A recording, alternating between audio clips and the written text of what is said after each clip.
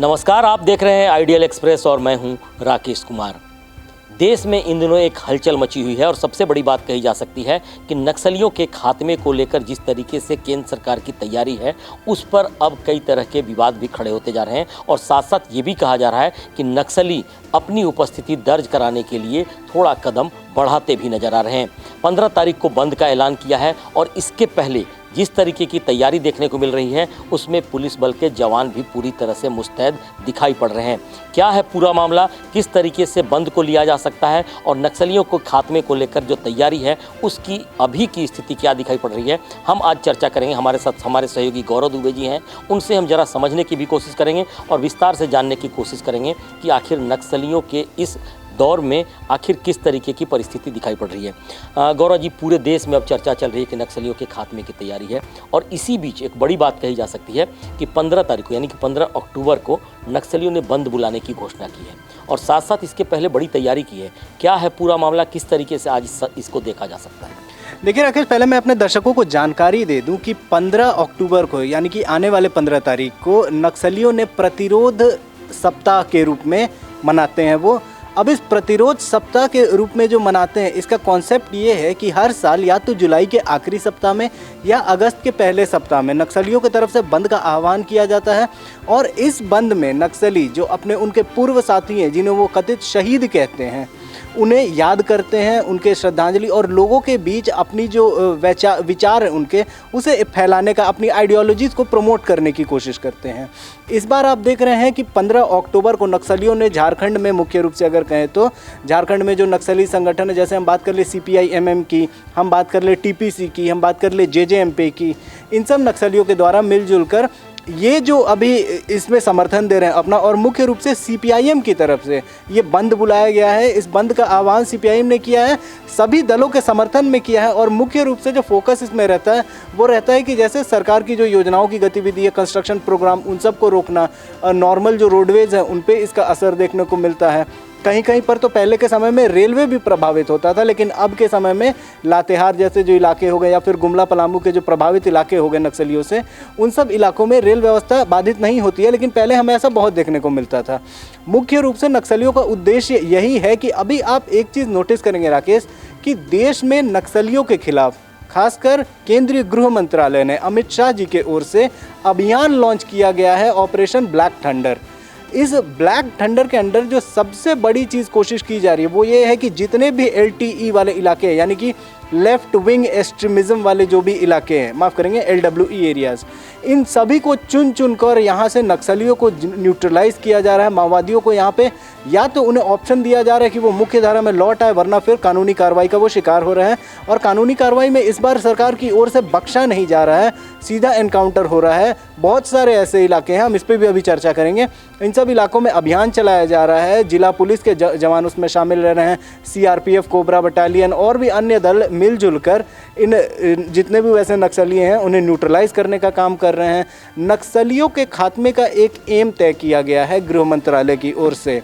सरकार की कोशिश ये है कि उस तारीख से पहले तक जितने भी नक्सली संगठन है भारत में सक्रिय, सबको निष्क्रिय किया जाए।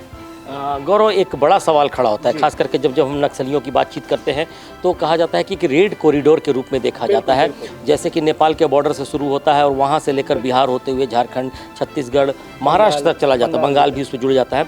तो कई ऐसे स्टेट हैं जहाँ पे नक्सलियों की उपस्थिति रही है, नक्सलियों का गढ़ भी माना जाता रहा है।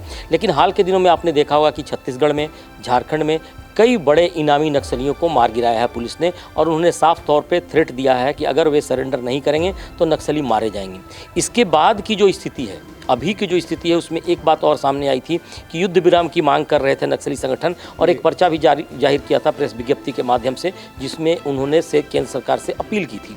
ये पूरे मामले को इस तरह से कैसे देखा जा सकता है, क्योंकि केंद्र सरकार की तरफ से जो ऐलान किए गए हैं मार्च 2026, उस पर वो अड़ी हुई है और कोई वार्ता को तैयार नहीं। मार्च 2026 तक केंद्र सरकार ने इसका टारगेट रखा है अपना कि नक्सलियों के पूर्ण रूप से खात्मा कर देंगे। अब इसके लिए राकेश मैं आपका थोड़ा ध्यान आकृष्ट करना चाहूँगा हमारे देश के मैप में। आपने जो कहा कि नक्सलबाड़ी से शुरू होता है ये नक्सलवाद का इलाका, ये झाड़ग्राम, बंगाल के झाड़ग्राम होते हुए झारखंड के संथाल के इलाके उसमें आ जाते हैं। पश्चिमी सिंहभूम का इलाका जो कि जद में है बिल्कुल नक्सलियों के अभी भी, यहाँ से होते हुए फिर पूरा छत्तीसगढ़ घुसता है। छत्तीसगढ़ का वो सुकमा बस्तर डिवीज़न आ जाता है, तेलंगाना के 2-3 जिले आ जाते हैं और महाराष्ट्र का एक जिला गाडचिरोली आ जाता है। मौजूदा समय में अभी जो आप कार्रवाई की बात सुनेंगे तो हमें मुख्य रूप से देखने को मिल रहा है गृह मंत्रालय की ओर से जो इन्फॉर्मेशन हमें पास होती है उसके हिसाब से अगर देखें तो जिला पुलिस यानी कि छत्तीसगढ़ पुलिस कोबरा बटालियन के साथ यानी कि सीआरपीएफ के साथ मिलकर मुख्य रूप से दक्षिण छत्तीसगढ़ का जो इलाका है, सुकमा हो गया, बस्तर हो गया, दंतेवाड़ा हो गया, नारायणपुर हो गया, ये इलाका हो गया। फिर से तेलंगाना के 2 जिले इसमें आ जाते हैं, भद्राद्गिरी वगैरह हो गया, और एक जिला आ जाता है महाराष्ट्र का गढ़चिरौली। यहाँ पे जो इलाका है अगर ज्योग्राफिकली हम लोग देखें तो यहाँ पे पड़ता है कारेगुट्टा पहाड़ी। मुख्य रूप से जो ऑपरेशन ब्लैक थंडर चल रहा है ये इसी कारेगुट्टा पहाड़ी में चल रहा है, जहाँ पे आए दिन आप सुनेंगे कि 100 से अधिक नक्सली, 150 नक्सली एक बार में सरकार को समर्पण कर रहे हैं, आत्मसमर्पण कर रहे हैं। और दूसरी ओर एक साथ में जो ऑपरेशन चल रहा है उसमें 25 नक्सली, 27 नक्सली मार गिराए जा रहे हैं। इसके इतर अगर हम अपने झारखंड की बात करें तो कि ये भी बहुत ही ग्रस्त राज्य हुआ करता था नक्सलियों से, लेकिन काफ़ी हद तक काबू पाई गई है। आप देखेंगे कि पहले जो गढ़वा जिले का बूढ़ा पहाड़ का इलाका होता था वहाँ पे नक्सलियों का खात्मा करने में सरकार को सफलता मिली, लेकिन अब जो मौजूदा परिस्थिति है वो था नॉर्थ वेस्ट झारखंड का इलाका। अब जो आ गया है झारखंड में साउथ ईस्ट का इलाका यानी कि हमारे चाईबासा का इलाका। तो यहाँ का जो गोइलकेरा थाना क्षेत्र है यहाँ पे अक्सर हमें सुनने को मिलता है कि लैंडमाइंस का विस्फोट होता है, कई जवान उसके चपेट में आ जाते हैं, कई आम लोग उसके चपेट में आ जाते हैं, जानवर चपेट में आ जाते हैं। कुछ दिन पहले एक हाथी के चपेट में आने की बात हुई थी। तो ये जो अब इलाका है झारखंड सरकार इसको लेकर पूर्ण रूप से प्रतिबद्ध है। और मैं आपको कहूँ तो ये सब इलाकों में सरकार अब बात करने की स्थिति में बिल्कुल भी नहीं लग रही है। बात सरकार का ये कहना है, केंद्रीय गृह मंत्रालय की चाहे हम बात माने तो कि पहले हमें बात करने का बहुत मौका दिया, उस वक्त हमारी बातों को उतनी गंभीरता से नहीं लिया गया था।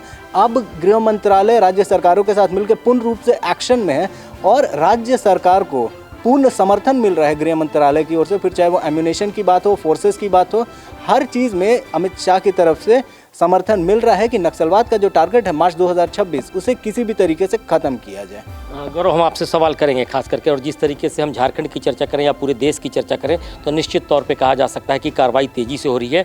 झारखंड पुलिस किस तरीके से तैयार है, किस तरीके से इस मुहिम को जो नक्सलियों की तरफ से एक बार चलाई जा रही है पूरे सप्ताह के तहत, उसके बाद बंदी का ऐलान किया गया है, आखिर पुलिस की क्या तैयारी है? ज़रा एक बार सुन लेते हैं कि आखिर पुलिस किस तरीके से नक्सलियों से निपटने के लिए तैयार है।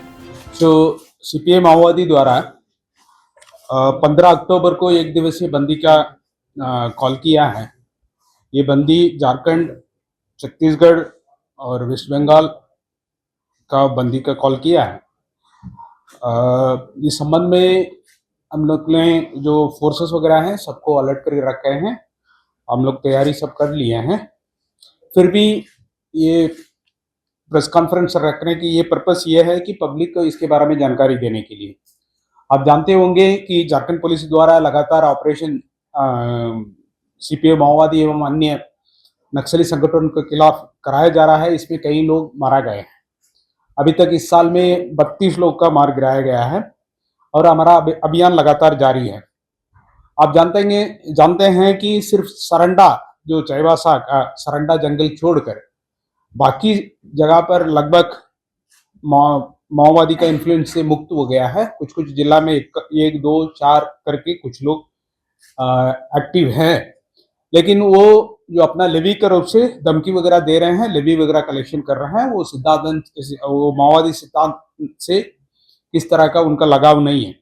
इसलिए मैं पब्लिक को ये अपील करता हूं कि 15 तारीख को जो बंदी वगैरह है उसमें कोई असर पड़ने वाला नहीं है, क्योंकि कहीं पर भी माओवादी का प्रेजेंस नहीं है। आप नॉर्मल तौर से जैसे आप चलते हैं नॉर्मल तौर से इसमें रहिएगा। बाकी सुरक्षा का जो भी इंतजाम है हमारा तरफ से सब जगह पर कराया गया है। सभी फोर्स वगैरह का भी इस संबंध में अलर्ट कर रखे हैं। हमारा तरफ से ऑपरेशन लगातार जारी रहेगा। इस बीच में हम ये भी अपील करते हैं, पुनः हर समय पर हम लोग करते ही हैं, कि जो माओवादी संगठन है या अन्य संगठन है जो क्रिमिनल एक्टिविटीज कर रहे हैं वो अपना हथियार छोड़कर आत्मसमर्पण करें, जो भटके हुए रास्ता छोड़कर अपना मेन स्ट्रीम रास्ता में आने के लिए पुनः हम अपील करते हैं। आपको जो झारखंड सरकार के द्वारा जो सरेंडर पॉलिसी के तरह बहुत सारा सुविधा दिया जा रही है, वो सुविधा का लाभ उठा लें। इस बंदी का हमारा तरफ से पूरी तैयारी है, किसी तरह का कोई डरने वाला बात नहीं। Thank you. तो देखा आपने जिस तरीके से हम बातचीत कर रहे हैं नक्सलियों के, तो पुलिस पूरी मुस्तैदी के साथ तैयार है। गौरव, एक बड़ा सवाल खड़ा होता है जब हम बातचीत करते हैं नक्सलियों के, तो कहा जाता है कि ग्रामीण इलाकों में जो पकड़ होती है, उनकी पहुंच जो होती है, गांव के लोग काफ़ी समर्थन में आ जाते हैं उनके। और अभी की बातचीत की जाए तो नक्सलियों के खात्मे की जो तैयारी की जा रही है, उसमें एक बात जरूर सामने आती है कि अगर विकास की योजनाएँ गाँव तक पहुँचती हैं, गाँव के लोग जागरूक होते हैं और अगर उनको तरीके से राहत दी जाती है, अवेयरनेस प्रोग्राम चलाए जाते हैं, उनको बुनियादी सुविधाएँ मुहैया कराई जाती हैं, तो नक्सलियों का खात्मा तो होगा ही होगा। साथ साथ वो जो प्रभावित होते हैं वो अपनी मुख्य धारा में छोड़कर जाने के लिए, वो भी कहीं ना कहीं मुख्य धारा से जुड़कर ही आगे बढ़ेंगे। क्या लगता है कि अब आगे सरकार को इस तरह की मुहिम चलानी चाहिए कि नक्सल प्रभावित इलाकों में विकास की योजनाओं को तेज़ी से आगे बढ़ाया जाए? देखिए राकेश, मैं आपको इस विषय पे मैं ये कहना चाहूँगा कि अभी जो हमारे ग्रामीण इलाकों की स्थिति है, इसके पीछे कहीं ना कहीं नक्सलवाद, जो पिछड़ापन हमें देखने को मिलता है अपने ग्रामीण इलाकों में, शिक्षा का स्तर नीचे है, स्वास्थ्य का स्तर नीचे है, मूलभूत सुविधाओं से वंचित है काफ़ी सारे इलाके। उसके पीछे का एक सबसे बड़ा कारण ये भी है कि नक्सलवाद जिन जिन इलाकों में पनपा है, वहाँ पे भले अब वो लोग, वहाँ के ग्रामीण लोग उससे प्रभावित होकर उससे जुड़े हों या फिर उससे भयभीत होकर उससे जुड़े हों, लेकिन नक्सलवाद ने बहुत से बड़े बड़े एक अच्छी खासी आबादी को अपने जद में लिया है और एक लंबे समय तक इसमें कई ऐसे भी ग्रामीण हैं जो कि इसका शिकार भी हो गए। कई बार अभियानों में कई एक ऐसे ग्रामीण थे जो कि मारे गए, भले अब वो विचारधारा से उतने प्रभावित हो ना हो, डर से ही जुड़े थे, लेकिन सरकार की गोली का शिकार हुए वो सुरक्षा बलों का। बाद में बहुत ही समय लगा, लेकिन सरकार को भी ये बात समझ में आई कि ये लड़ाई उन नक्सलियों से नहीं है बल्कि उनकी विचारधारा से है, और सरकार फिर इस चीज़ को निपटाने में लगी कि जो मुख्य रूप से जो ऊपर इम्पोर्टेंट पोजीशन पे बैठे हुए हैं नक्सल ग्रुप के, जो जेजेएमपी हो गए या फिर टीपीसी वगैरह हो गए, इनके जो कमांडिंग लेवल पे बैठे हुए हैं, जोनल कमांडर्स वगैरह, पहले उन्हें कंट्रोल में करना शुरू किया सरकार ने। सरकार का मानना था कि अगर ऊपर लेवल पे कंट्रोल हो जाएगा तो फिर नीचे के लोग अपने आप कंट्रोल हो जाएंगे और उनके पास मुख्य धारा में लौटने के अलावा और कोई उपाय नहीं बचेगा। सरकार ने इसके लिए प्रत्यर्पण नीति भी निकाली कई सारी, जिस पे जितना इनाम था, जितना बाउंटी वो कैरी करते थे अपने ऊपर, उन्हें उतना फिर समर्पण करने पर इनाम भी दिया जाने लगा। तो ये सारी चीज़ों से प्रभावित होकर काफ़ी हद तक झारखंड से मैं कहूँ तो नक्सलवाद खत्म हो चुका है, लेकिन अभी भी कई इलाके हैं जहाँ पे लड़ाई बहुत लंबी है और जिस तरीके से सरकार आगे बढ़ रही है, इस बार सरकार हावी होती दिख रही है नक्सलिज्म पे।